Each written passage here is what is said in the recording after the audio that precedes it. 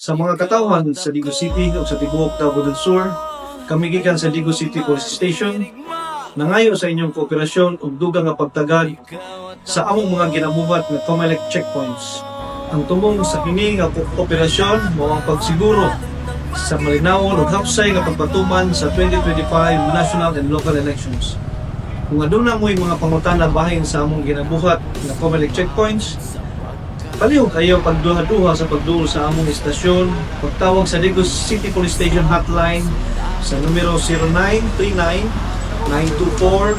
0939-924-0779, 0939-924-0779. Mahimo usab nga mag-follow sa among official Facebook page, Digo CPS Cat, aron mas updated ka sa mga kalihukan ug aktibidades sa atong Digos Police. Daghang salamat sa inyong suporta o kooperasyon.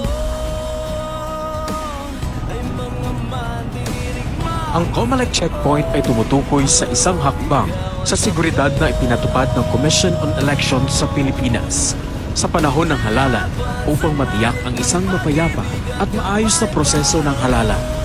Ang pangunahing layunin ng mga checkpoint na ito ay upang ipatupad ang mga tuntuning may kaugnayan sa halalan tulad ng gun ban at upang maiwasan ang karahasan na may kaugnayan sa halalan. Mga lokasyon. Ang mga checkpoint na ito ay estratehikong inilalagay sa mga lugar na may maliwanag na ilaw at may tamang signboard na may sukat na 3 by 4 feet at naglalaman ng COMELEC checkpoint, pangalan at opisina ng election officer, gayon din ang pangalan ng commanding officer o team leader upang malinaw at makilala ang mga ito. Pag-inspeksyon. Ang mga inspeksyon sa mga checkpoint na ito ay limitado sa isang doktrinang malinaw. Ibig sabihin, maaari lamang suriin ng mga opisyal kung ano ang nakikita na hindi nagsasagawa ng mga paghahanap sa katawan o nangangailangan ng mga driver na buksan ang kanilang mga trunk, maliban kung may makatwirang batayan upang maniwala na may ginagawang krimen. Pagpapatupad ng gun ban. Sa panahon ng halalan, ipinapatupad ang isang nationwide gun ban at ang mga otorisadong tauhan lamang ang pinapayagang magdala ng mga baril. Mga otoridad. Ang mga checkpoint ay pinangasisiwaan ng mga tauhan ng Philippine National Police at Armed Forces of the Philippines na itinalaga ng COMELEC para sa tungkulin sa halalan. Narito ang mga dapat at hindi dapat gawin. Kapag lumalapit na sa mga checkpoint ng COMELEC, mga dapat tandaan.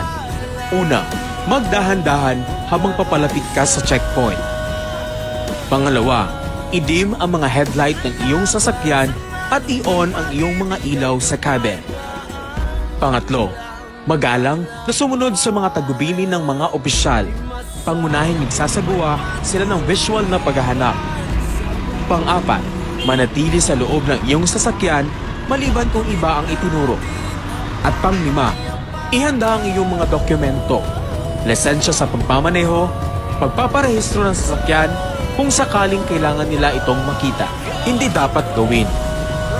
Una, huwag makipagtalo o harapin ang mga opisyal. Maging matyaga at masunurin. Pangalawa, huwag subukang tumakas sa checkpoint.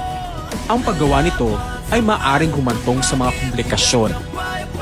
Pangatlo, huwag mag-alok ng pera o regalo sa mga opisyal sa checkpoint. Ang paghingi o pangingikil ay ipinagbabawal at dapat iulat. Pangapat, huwag magdala ng mga baril o mga ipinagbabawal na bagay.